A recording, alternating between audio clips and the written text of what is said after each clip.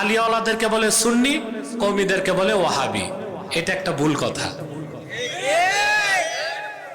এটা আপনারা না বুঝেই ঝগড়াঝাটিগুলো করেন।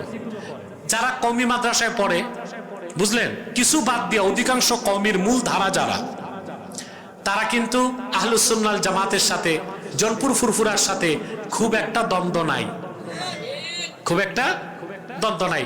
আমরা হানাফি, তারাও হানাফি। আমরাও পীরি মুরিদি বিশ্বাস করি, তারাও পীরি মুরিদি বিশ্বাস করে। শুধুমাত্র আমাদের সাথে একটু দ্বন্দ্ব করে মিলাদ শরীফ পড়ার সময় দাঁড়ায়া কিয়াম করা নিয়ে।